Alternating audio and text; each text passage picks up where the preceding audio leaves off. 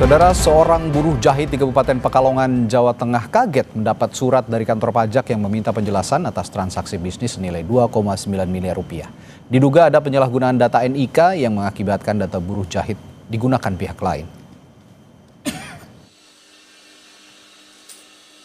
Ismanto dan istrinya, warga desa Coprayan, mengaku tak pernah menyangka mereka dimintai klarifikasi terkait transaksi senilai 2,9 miliar rupiah oleh kantor pajak. Rumah Ismanto sempat didatangi petugas KPP Pratama Pekalongan pada Rabu lalu. Dalam surat yang dibawa petugas, tercantum nama, alamat, dan NIK sesuai KTP Ismanto. Namun, ada perbedaan data RT dan RW. Terlampir juga rincian belanja kain dari sebuah perusahaan di Boyolali dengan transaksi yang fantastis, yakni 2,9 miliar rupiah.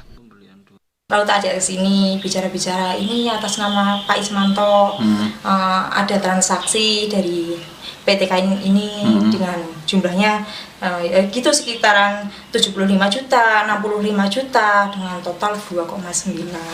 Ya, saya awalnya pas bilang kayak gitu kan saya, transaksi kain? Saya sih kayak gini Pak keadaannya, orang rumah saya aja kayak gini. Emang Bapak percaya kalau saya punya transaksi sebesar itu? Terus saya minta surat keterangan dari Balik Desa, saya bawa ke kantor pajak, dan kantor pajak juga sudah itu ya, selesaikan berarti. Sudah selesaikan, udah clear sih Pak sebenarnya Pak. Ya? Udah clear, emang benar datanya suami saya itu digunakan oleh orang lain yang tidak bertanggung jawab. Pada Jumat lalu, Ismanto mendatangi kantor pajak Pekalongan untuk klarifikasi. Hasilnya, diduga ada penyalahgunaan data diri oleh orang tak dikenal. Kepala kantor pajak Pekalongan bilang, surat dikirim untuk mengonfirmasi data transaksi, bukan sebagai tagihan pajak. Itu datang karena dari surat tersebut belum ada respon. Kami ini mendatangi, hanya menanyakan sebenarnya klarifikasi. Benar enggak sih, Pak, Bu, Anda ini melakukan transaksi nilai 2,9 sekali nilai transaksi ya, bukan pajaknya, bukan. Jadi ini pun dari nilai transaksi 2,9. Kalau misalnya nanti bisa dijelaskan, sebenarnya kami ingin klarifikasi, benar nggak sih melakukan transaksi dengan salah satu perusahaan tekstil itu nilainya 2,9. Sebenarnya itu saja. Kantor Pelayanan Pajak mengimbau masyarakat agar tidak sembarangan membagikan NIK kepada pihak lain karena data pribadi bersifat rahasia. Tim Liputan Kompas TV. Dan kita akan bahas terkait dugaan penyalahgunaan NIK KTP seorang warga di Pekalongan atas transaksi senilai 2,9 miliar rupiah. Bersama yang hadir di studio saat ini ada Ketua Pusat Pelaporan dan Analisis Transaksi Keuangan PPATK periode 2002-2011 Pak Yunus Hussein dan Chairman Lembaga Riset Keamanan Siber dan Komunikasi Sisrek Pratama Persada. Selamat malam Bapak. Selamat malam. Ya, saya ke Pak Yunus dulu. Pak Yunus, berdasarkan pengalaman Anda, bagaimana pola penyalahgunaan NIK dalam transaksi keuangan seperti yang terjadi juga di Pekalongan ini? Biasanya bagaimana polanya? Kalau lihat ketentuan undang-undang ya, kalau orang buka rekening ya atas nama sendiri atau atas nama orang lain ya, sebagai beneficial owner misalnya, dia harus disclose semuanya. Itu diatur di pasal 19, 20 Undang-Undang TPPU. Ya. Jadi kalau tidak di-disclose ya nggak sesuai dengan ketentuan yang namanya ketentuan customer due diligence ya. Due diligence ya. Nah, saya pernah ya untuk masalah ini saya pernah ngecek juga ke KPP di tempat saya di Pondok Gede. Ternyata menurut pengalaman kawan-kawan Fiskus, banyak para majikan, para pengepul, para bos-bos itu menggunakan transaksi menggunakan nik pegawainya, bisa supirnya, bisa mungkin tukang kebunnya atau pesuruhnya, dipakai niknya, dia kan tahu nik pegawainya. Betul. Jadi pakai nik dia itulah dilakukan transaksi, sudah tentu ada maksud-maksud untuk mengurangi kewajiban pajak dari si majikan, si pengepul ini gitu. Jadi kalau gitu ini bisa dikatakan bagian tren dari pencucian uang begitu Anda? Ya tren lebih banyak tax evasion ya. Kalau dilihat kan dia pernah bekerja di perusahaan konveksi atau apa ya? Ya. Dia pernah bekerja di sana, terus dia keluar, dia buat usaha sendiri. Betul. Diduga kuat kalau menurut saya dari majikan lamanya lah yang memanfaatkan meskipun dia tidak Dia tahu hubungannya dengan apa? Dengan peristiwa ini dengan pernahnya dia bekerja di perusahaan konveksi itu. Kalau di barang yang dibeli sama lihat kerjaan dia sekarang itu sama. Dan kalau yang bisa tahu Nick itu kan biasa anak buah staf kita, pegawai kita tahu lah identitas dia. Di situ ada Nick, KTP kita kan udah nyebar kemana-mana. Itulah yang kita ikut undian pun KTP diminta, kita beli tiket diminta, kita beli apa diminta, udah ada Nick di situ. Gampang disalahgunakan. Nah, bagaimana proteksinya dan dari mana kebocoran pertama kali kita ya perlu diteliti. Ya. Nah, sekarang bicara proteksi gitu ya. Sekarang bicara proteksi kalau gitu Mas Pratama. Perspektif keamanan siber nih kalau begitu. Apa kemungkinan penyebab bocornya NIK seperti dalam kasus buruh jahit kalau yang sudah diungkapkan Pak Yunus kan begitu. Kalau dari perspektif jadi begini, kalau kita lihat hampir nggak ada data masyarakat Indonesia yang selamat. Jadi semuanya udah bocor sebocor-bocornya dari mulai BPJS Kesehatan ada 279 juta data, ada Dukcapil 357 juta data, kemudian dari kemarin KPU, kemudian dari Indihome ada 1,3 miliar data SIM card yang bocor. Ada Cortex lagi yang baru nih. Ini terlalu banyak kebocoran data ini, sehingga untuk dapatkan KTP itu sangat gampang sekali Mas Radi. Kita tinggal search di Google aja gitu, apa namanya NIK gitu atau EKTP gitu, muncul itu semuanya itu gitu. Dan itu bisa dengan gampang dimanfaatkan oleh orang yang tidak bertanggung jawab. Nah, dalam hal ini artinya apa? KTP-nya si Pak penjahit ini ternyata dimanfaatkan oleh orang yang tidak bertanggung jawab. Saya nggak tahu apakah itu digunakan untuk membuat rekening sehingga bisa ditransaksi atau hanya digunakan untuk transfer manual. Kalau dipakai untuk rekening, untuk transaksi, artinya ketika pembuatan rekening itu, bank ini juga ikut berperan ini. Kenapa bank ikut berperan? Karena dia tidak melakukan verifikasi yang cukup ketika membuat satu rekening. Harusnya bank itu, setiap bank besar itu, dia punya jalur ke namanya Dukcapil, ada API. Application Programmable Interface, yang itu KTP itu bisa di-tap sehingga ketahuan KTP itu asli apa enggak. Kemudian kelihatan namanya bener apa enggak, mukanya bener apa enggak gitu. Sehingga ketika akan dibuatkan nomor rekening, harusnya yang bikin itu adalah orang yang benarnya itu.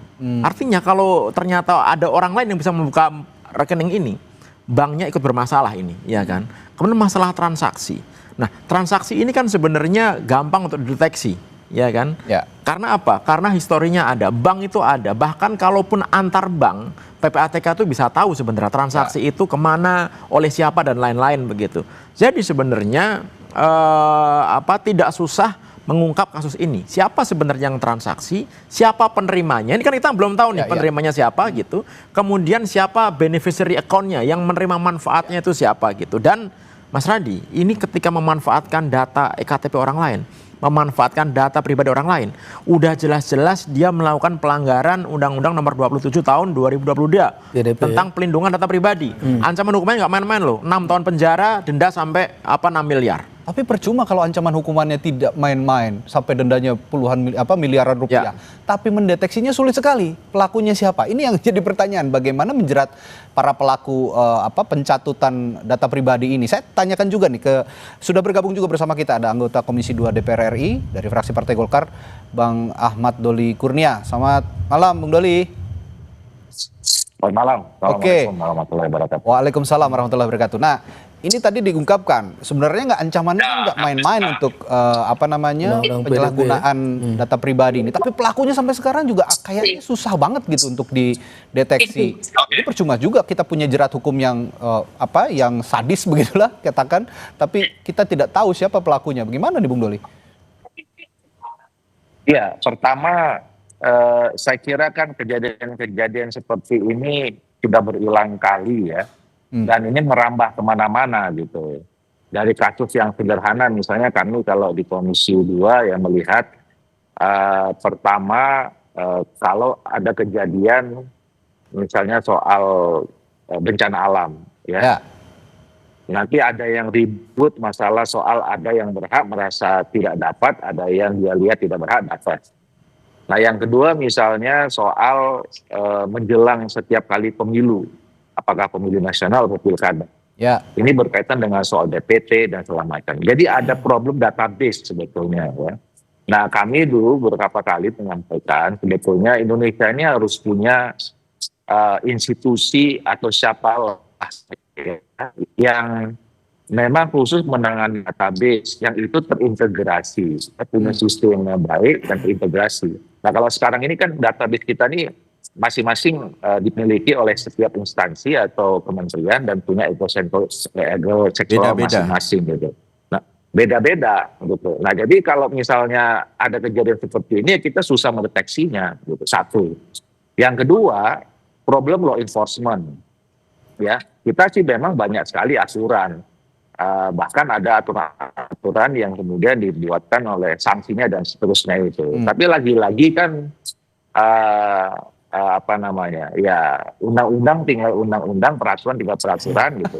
Nah penyebabnya kenapa? Yang ketiga penyebabnya ini adalah ya karena memang tadi database-nya kurang lengkap, kesadaran kita untuk law enforcement rendah gitu ya. Jadi ada pihak-pihak ya yang mengambil kesempatan, mengambil keuntungan dalam kesempatan kelemahan-kelemahan itu, dan itu bisa beragam, bukan hanya di pihak katakanlah pihak swasta gitu ya, juga mungkin dari pihak bagian dari oknum-oknum yang ada di pemerintah yang punya otoritas berkaitan dengan itu. Ya tadi misalnya contoh soal bank, ya kan, terus kemudian mungkin ada instansi yang mengurusi data-data dan seterusnya. Jadi ini 3 level yang minimal menurut saya jadi problem. Kalau ini tidak diselesaikan, ya kasus-kasus kayak begini ini akan tetap muncul dan terus berkembang kemana-mana modusnya gitu. Ya, dalam konteks Anda juga sebagai pembuat undang-undang di DPR nih Bung Doli. Tadi Anda mengatakan undang-undang tinggal undang-undang. Berarti ini boleh dikatakan undang-undang perlindungan data pribadi yang sekarang itu tidak juga cukup kuat untuk melindungi publik atau melindungi data pribadi publik. Undang-undang yang sudah diberlakukan banyak yang menyaksikannya juga. Apakah itu perlu direvisi juga ke depannya kalau menurut Bung Doli? Nah, ya belum tentu, masalahnya belum tentu undang-undang atau peraturannya yang kurang lengkap atau yang belum bisa mengcover semua problem. Tapi tadi lagi undang-undang sebagus apapun kalau kita tidak punya kesadaran untuk menegakkan, menjalankan atau komited terhadap pelaksanaan undang-undang itu, ya percuma aja. Laksana undang-undangnya ya. Apapun undang-undang itu, gitu. Ya, baik. Boleh nambahin nggak saya? Ya silakan. Jadi sebenarnya nggak ada yang salah dengan undang-undang PDP. Karena undang-undang PDP itu disahkan tanggal 27 Oktober 2022. Harusnya 27 Oktober 2024 ada masa rotasi 2 tahun untuk implementasinya. Tapi ternyata sampai sekarang itu belum bisa jalan. Jadi jangankan ngomong direvisi, jalan aja belum bisa. Aja dulu ya. Kenapa belum bisa jalan? Karena peraturan pemerintahnya belum selesai sampai sekarang. Komdiki belum menyelesaikan peraturan pemerintah ini. Dan satu lagi yang wajib ada, dan itu amanah dari Undang-Undang Nomor 27 ini adalah Badan Pelindungan Data Pribadi, Badan Pengawas Pelindungan Data Pribadi, yang itu nanti akan melakukan masalah penyelidikan kalau terjadi masalah, melakukan penyidikan, kemudian sampai melakukan negosiasi ketika terjadi kebocoran data dan lain-lain. Lembaga ini yang nanti akan melindungi masyarakat. Jadi Bapak penjahit tadi, kemudian ada kemarin ada 400 orang yang tiba-tiba dia ngeklik APK undangan, duitnya hilang semuanya gara-gara orang memanfaatkan data pribadinya dia. Itu ada tempat lapornya. Kalau sekarang nggak ada, nggak ada. Undang-undang ini nggak bisa ditegakkan karena apa? Karena instrumennya belum ada, aturan turunannya belum ada, lembaga yang harusnya menegakkan undang-undang ini juga belum ada. Nah makanya saya juga heran, ini lembaga yang harusnya bisa melindungi masyarakat kita karena begitu banyaknya kebocoran data yang ada di Indonesia malah belum dibentuk-bentuk sampai sekarang. Ini saya tadinya mau nanya ke Pak Yunus, gimana juga soal mendorong integrasi data antar lembaga seperti misalnya PPATK dengan Dukcapil dan segala macam. Tapi belum kita melangkah pertanyaan soal integrasi, ternyata undang-undangnya juga implementasinya belum jalan sama sekali. Ini yang jadi problem. Nah kira-kira apa yang bisa didorong oleh PPATK seharusnya untuk PPATK juga punya peran soal ini sebenarnya kan untuk melindungi rekening-rekening masyarakat begitu ya dari hal-hal seperti ini begitu. Tadi juga disinggung soalnya ada peran orang bank juga di dalamnya begitu loh.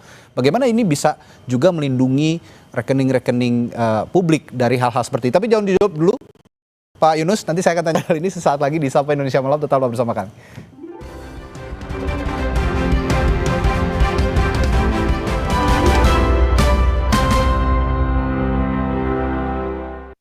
Aku Viva melewati 7 tahap nano purifikasi, menjaga sejuknya kemurnian dari mineral baik dalam setiap tetesnya. Begitu sejuk di tiap teguk. Aku Viva, murni alami dari Wings Food. Morinaga, nutrisi tepat untuk bangun potensi anak. Thank you, Mom. Morinaga, your choice, their future. Masa depan bukan kebetulan, pilih yang terbaik sekarang. I'm a racing car, passing by like Lady Godiva. I'm gonna go. I don't wanna stop at all. Minum Hydro Koko berlebihan bikin segarnya hidup berlanjut. Kamu masih single? Hari gini double dong. Top Mochaccino, double shot pertama dalam saset. Espressonya double, tambah coklat dan susu. Top Mochaccino, Enaknya double-licious. Move on to Top Mochaccino double shot dari Wings Food. I love my hair. Lo keramas tiap hari? Iyalah, pakai Emerald Shampoo Special Edition BT21. Abis keramas, easy banget tuh style, tinggal flexing. Woohoo! Confident enteng banget di kepala. Wangi parfum Koreanya long lasting dengan Neo Fresh. Gak ada story rontok, apalagi ketombean. That's right. Adanya story flexing rambut tiap hari. Style apa aja? Seru. Flex your hair now with Emerald Shampoo Special Edition BT21. Biar ngumpul makin seru, yuk bikin masakan yang pasti diserbu. Wajib pakai kecap sedap kedelai hitam spesial dari kedelai hitam dan gula aren terbaik. Semur lidahku, bikin lidah auto party. Menggoda. Aduh sama cumi kecap tante. Caramelize. Wilgos approve. Giliranku bikin yang specialicious. Looks good kan?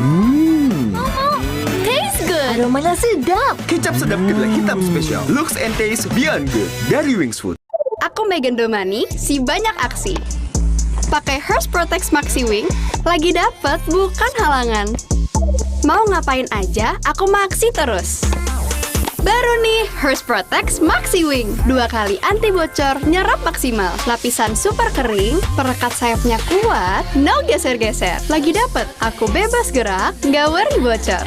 Banyak aksi, tetap slay. Bareng Hers Protect Maxi Wing. Stay comfy all day. Kita generasi bersih sehat yang berani main di luar. Nuvo Family melalui Wings Group membantu UNICEF wujudkan generasi bersih sehat melalui program WASH di sekolah. Nuvo Family, 2 steps ahead melindungi 24/7. Generasi bersih sehat, berani main di luar. I love my hair. Lo keramas tiap hari? Iyalah, pakai Emerald Shampoo Special Edition BT21. Abis keramas, easy banget tuh style, tinggal flexing. Woohoo! Confident enteng banget di kepala. Wangi parfum Koreanya long lasting dengan Neo Fresh. Gak ada story rontok, apalagi ketombean. That's right. Adanya story flexing rambut tiap hari. Style apa aja? Seru. Flex your hair now with Emerald Shampoo Special Edition BT21.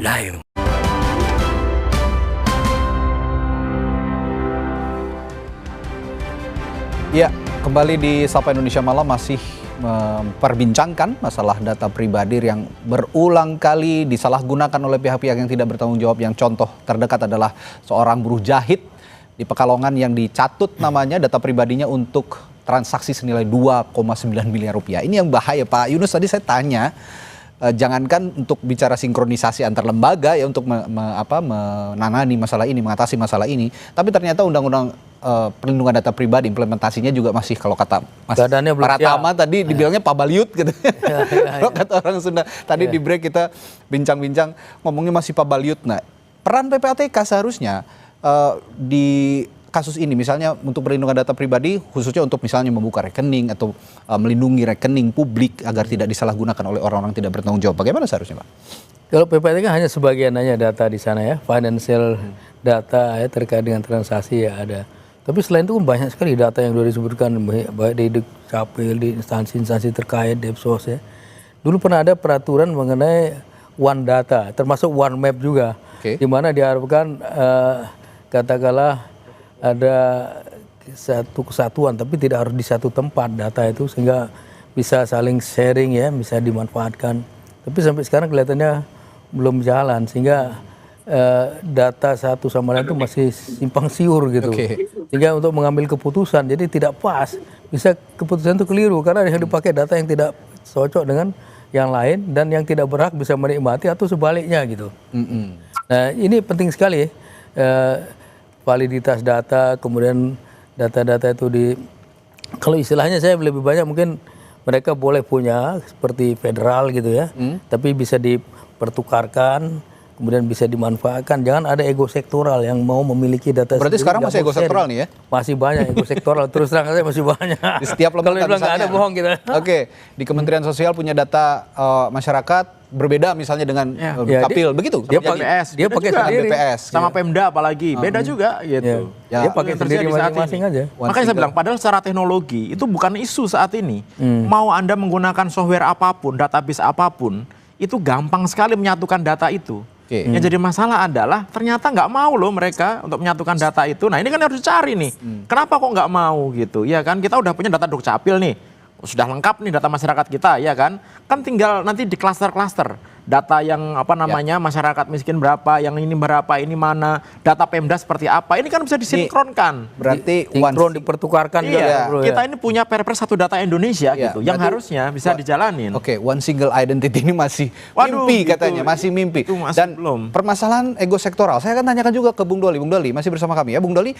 Kalau masalah ego sektoral ini masih saja berkutat di hal yang sama untuk menghambat, ya, termasuk implementasi Undang-Undang Perlindungan Data Pribadi, apa yang bisa didorong oleh Komisi 2 DPR? Ya, saya kira ini kan kita sekarang pemerintahan baru ya, dan Pak Prabowo saya kira sampai sejauh ini sangat serius lah kalau dilihat dari kampanye, kemudian pernyataan dan pidatonya itu untuk menyelesaikan semua persoalan yang ada di Indonesia ini. Nah, dari 5 tahun yang lalu, pada saya jadi pimpinan Komisi 2, saya sudah menyampaikan sebetulnya. Salah satu problem mendasar di Indonesia ini adalah tadi problem soal database itu.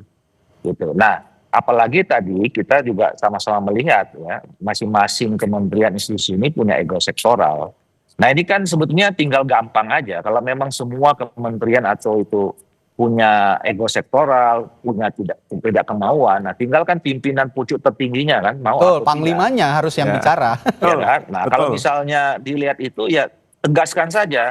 Saya waktu itu mengusulkan, saya bukan karena mitranya Kementerian Dalam Negeri, tapi karena mulai dari catat orang lahir sampai meninggal, itu koordinasinya ada di pemerintah daerah yang pembinanya adalah Kementerian Dalam Negeri.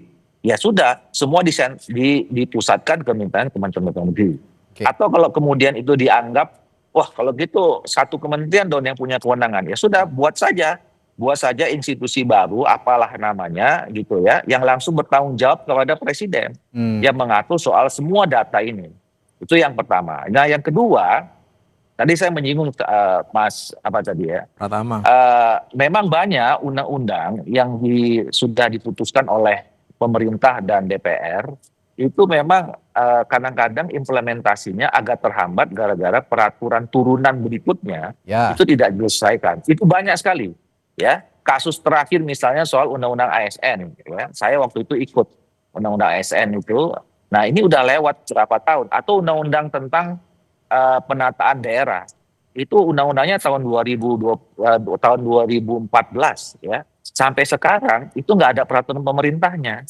Nah, makanya oleh karena itu saya kira pemerintahan sekarang ini yang sangat punya intention untuk membuat perubahan citra baru gitu ya. Nah, ini harus direview tuh undang-undang mana yang sampai saat ini tidak bisa diimplementasikan ya, karena peraturan turunannya nggak selesai-selesai.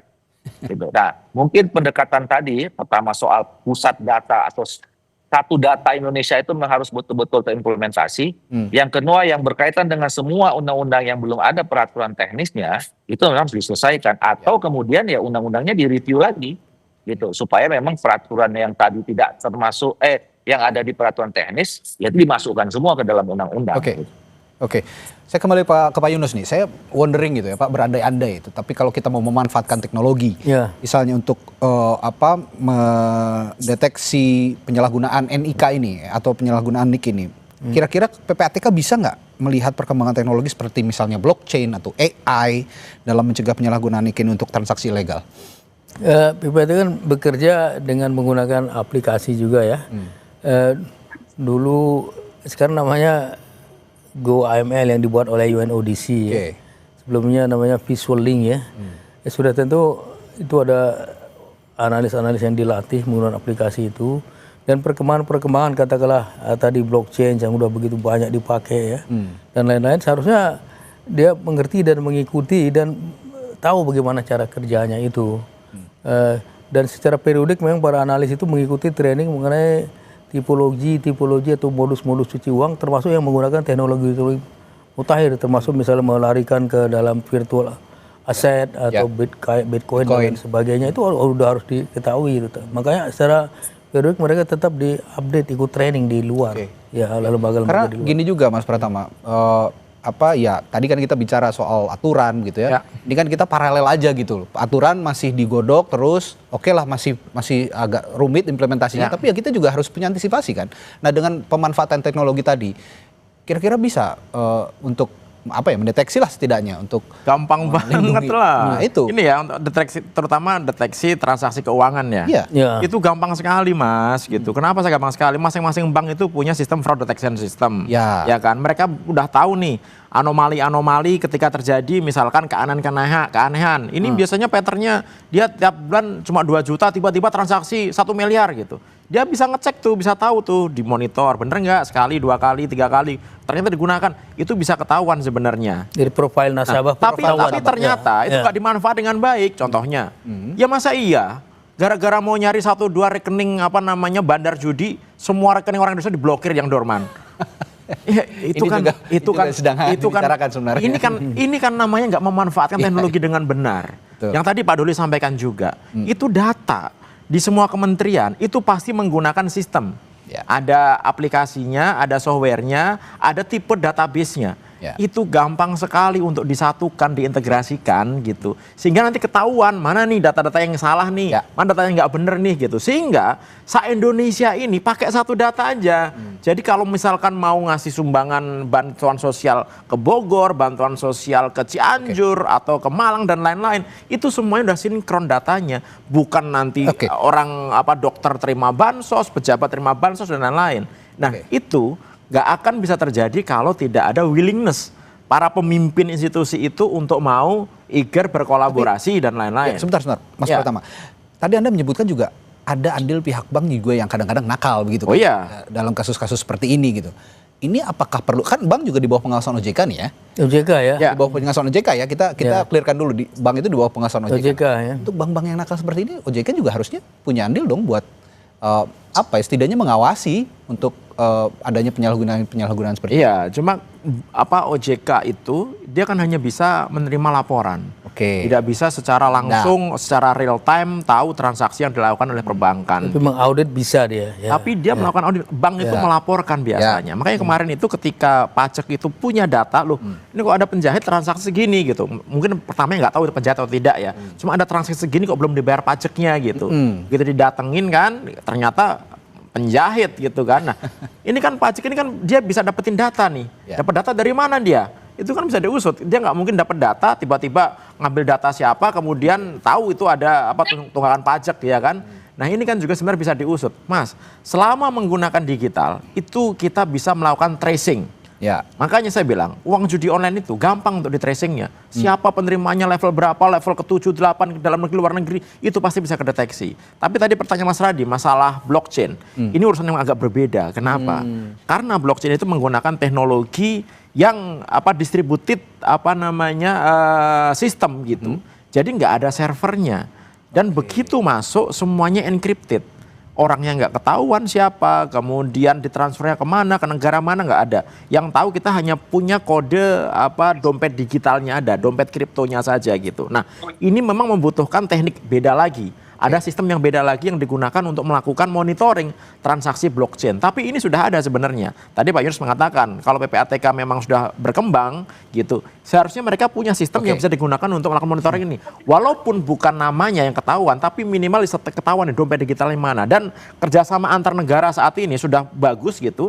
Jadi ada daftar-daftar dompet yang memang di blacklist gitu. Ini daftar dompet yang digunakan untuk pencucian uang. Ini daftar dompet yang digunakan untuk terorisme gitu, itu udah ada. Sehingga ketika ada transaksi ke sana itu langsung alert. Nah, di Indonesia itu ada penyedia layanan kripto, ada Indodax, ada toko kripto dan lain-lain. Itu juga harus bekerjasama dengan pemerintah. Mereka harus melaporkan kalau terjadi anomali di bawah transaksi. Saya boleh nambah sedikit? Silakan Pak. Amerika membuat One Data itu dia buat namanya Data Fusion Center ya. fusion center di beberapa tempat. Dulu waktu dia 9/11 dia terserang tuh karena datanya memang tidak menyatu gitu. Jadi dia nggak tahu akan ada serangan di sana. Sekarang dia buat data fusion center. Fusion tuh digabungkan di beberapa tempat sehingga mereka ada center dan mereka bertukar data dan bisa mengambil decision making sesuai dengan data yang dimiliki oleh semua lembaga itu. Dulu lebih dari 10 dia buat. Kita ditawarkan waktu itu. Ini bisa jadi contoh solusi ya Pak ya? Kalau contoh solusi, data fusion center tuh salah satu cara untuk mencegah. Nah, ini kita sudah ada berbagai contoh solusi dari Mas Pratama, dari Pak Yunus. Nah, Bung Doli untuk langkah paralel yang saya katakan tadi untuk solusi paralelnya sendiri supaya seiring sejalan begitu ya, tidak saling tunggu begitu untuk menemukan solusi. Bagaimana kira-kira Bung Doli? Ya, pertama saya kira memang harus sudah difikirkan tadi ya. Nah, kami ini sebetulnya di Badan Legislasi sedang menyusun undang-undang tentang revisi undang-undang BPS. Nah, ini salah satu contoh belum adanya political will ya pemerintah untuk menyatukan data. Nah, kami mengusulkan supaya ya sudah kalau memang belum ada, bisa nggak BPS ini bukan hanya sekedar undang-undangnya itu bicara tentang soal teknis ya, mengumpulkan data, terus kemudian melakukan sensus dan segala macam. Tapi kemudian kalau data itu ada, siapa yang kemudian menjadi pusat yang memegang kewenangan untuk mengatur data ini? Dan harus satu gitu loh. Nah, sampai sekarang itu pemerintah belum bisa jawab. Gitu. Apakah BPS tempatkan itu? Itu perlu didorong lagi berarti, tanya lagi Bung Doli. Nah, buat badan baru lagi ini maunya kita dorong. Ya enggak mesti pilihannya nggak mesti punya badan baru. BPS tapi bisa BPS. Siapa yang diberikan itu tadi saya berpikir karena memang dia yang ngambil dari hulunya, yang mengambil data dan segala macam. Nah, kenapa nggak kemudian BPS yang kita kasih kewenangan untuk kemudian kalau dikasih undang-undang sih boleh sih. Nah, tapi sampai sekarang itu belum ada pembicaraan ke arah sana. Nah, kenapa ini menurut saya makin lama mendesak ya? Karena tadi problemnya ini kan semakin eskalatif dan semakin meluas. Modusnya udah kemana-mana ya. Bahkan sekarang sangat lucu kalau kita mau buat anekdotnya ya, gara-gara kita nggak bisa mempunyai data yang bagus. Kita agak sulit sekarang membedakan antara penjahat sama penjahit, gitu kan? Nah, coba udah sampai seperti itu loh problem kita ini. Gitu. Baik. Makanya oleh karena itu masalah database ini nggak bisa lagi main-main dan harus serius diselesaikan. Baik. Dan kami udah DPR saya kira mendukung kalau pemerintah kemudian serius memberikan atensi menyelesaikan masalah ini. Ide-ide brilian sebenarnya sudah muncul malam hari ini ya dari Mas Pratama, Pak Yunus, Bung Doli juga tadi idenya cukup baik, sangat baik bahkan untuk mengikut sertakan BPS dalam hal ini. Nah, jika demikian tentu saja sekarang yang dibutuhkan adalah ya tadi panglima tertingginya bisa mempertegas kita harus apa dalam hal melindungi data pribadi masyarakat. Baik, terima kasih Bung Pratama Persada, Pak Yunus Hussein dan juga Bung Ahmad Doli Kurnia telah berbagi perspektifnya malam hari ini di Sapa Indonesia Malam. Sampai jumpa lagi, selamat malam. Terima kasih. Malam. Saudara, setelah jeda masih ada informasi lainnya yang akan kami hadirkan.